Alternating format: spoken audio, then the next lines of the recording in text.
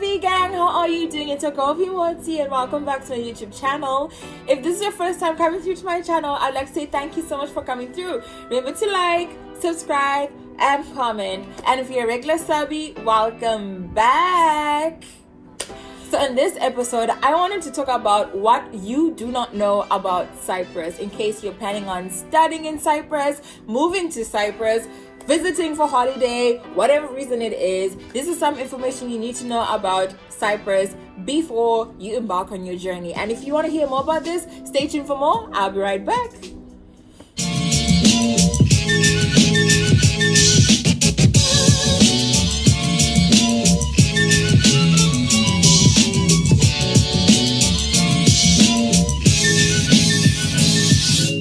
Subscribe. So let's get started. To start off with, I'd like you to know that Cyprus is split into two. So there is South Cyprus and then there's North Cyprus. South Cyprus is the Greek side of Cyprus, and then North Cyprus is the Turkish side of Cyprus. So there's South Cyprus, North Cyprus. South Cyprus, man, this is like a whole history lesson, but South Cyprus is under Greece, North Cyprus is under Turkey. So this side is known as the Republic of Cyprus, and then this side is known as the Turkish Republic of Northern Cyprus. On this side, it is recognized by the EU. On this side, it is not recognized by the EU. On this side, it is recognized internationally as a country. On this side, it is only recognized by Turkey as a country.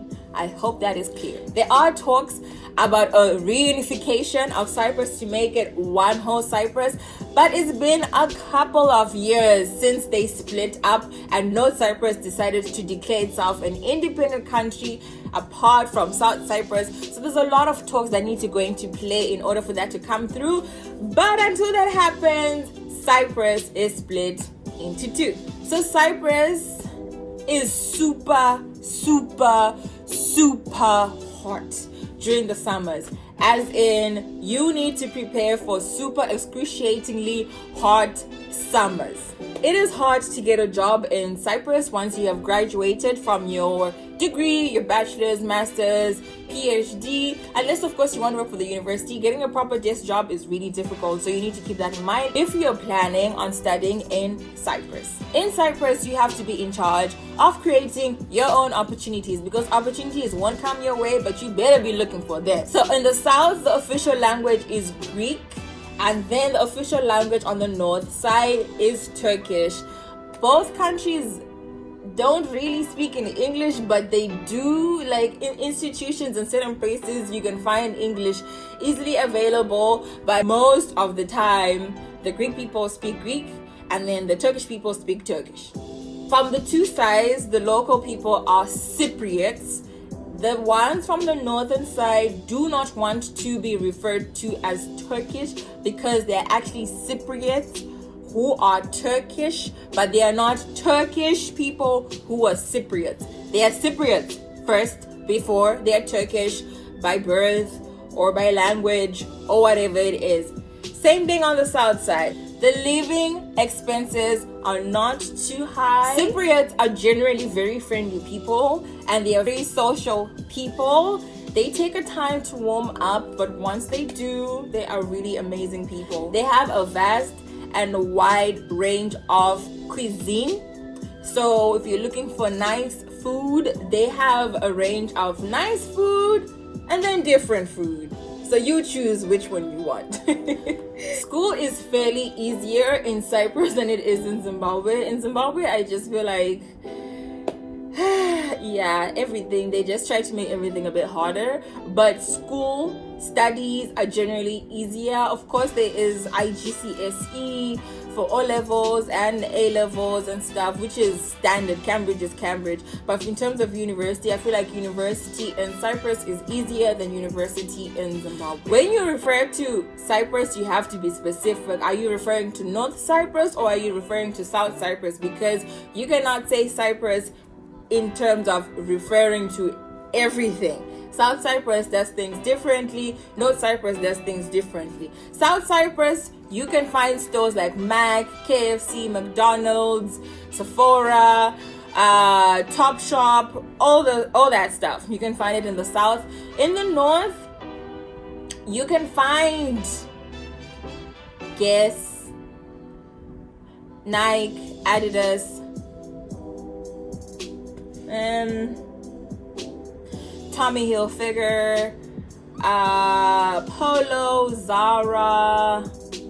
Basically, most of the stores and the vast majority of the label stores are in the south, as it is part of the EU and it's recognized internationally. On the north, they are trying to expand to put more internationally recognized shops. So, all right, if you're a foreigner, you cannot cross the border. They have two borders, the one you can use when you're driving, and then the one you can use as a pedestrian. It's literally a little gate and you can walk past, but you can't do that if you're a foreigner.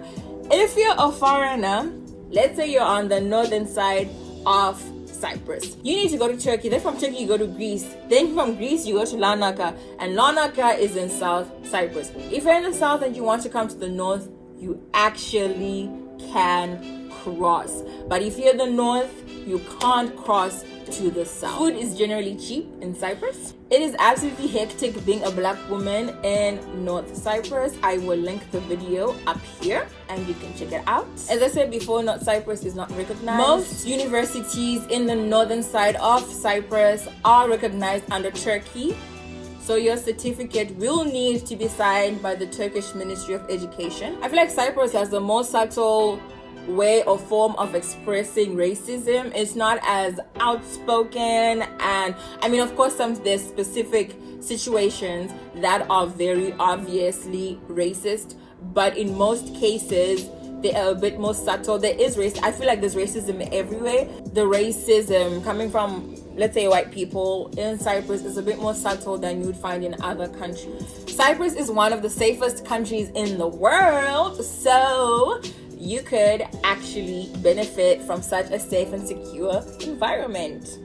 Cyprus is a predominantly tourist industry, so there's a vast majority of places you can go and see in terms of tourism. As a student, they don't have too many activities, so to say, or like amusement parks or activities for students to do. Cyprus is a very small population, while the north is smaller than the south, obviously.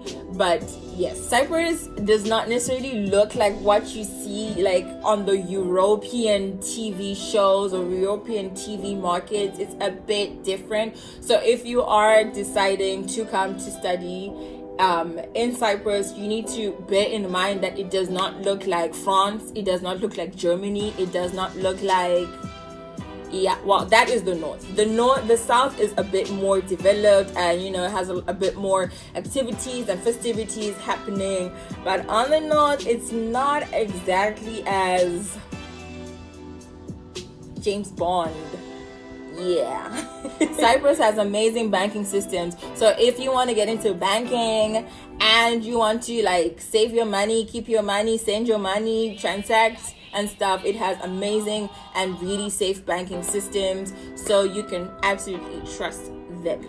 If you want to ship things from anyway, it's best for you as a foreigner, if you're in the north, to ship it to the south, and then from the south you pay about 50 euros, and then you can collect your stuff from the customs office, or you can get someone to collect it for you, because North Cyprus has really high tax issues. So if you want a cheaper way of getting things and a faster way of getting things, you ship it to the south, and then someone will get it for you and bring, because people from the south can come to the north, but people from the north cannot go to the south, like international people. But for Cypriots, they can do that. And then for people who have European passports or Americans, Canadians, they can do that, movement up and down. But generally for people who are, let's say, from Africa, Asia, Middle East region, that doesn't happen. Cyprus has a lot of historical sites that you could visit that have so much historical value, since they went through a whole phase of being colonized by many different people. So their history represents a lot of different things that took place throughout their historical period and their historical calendar.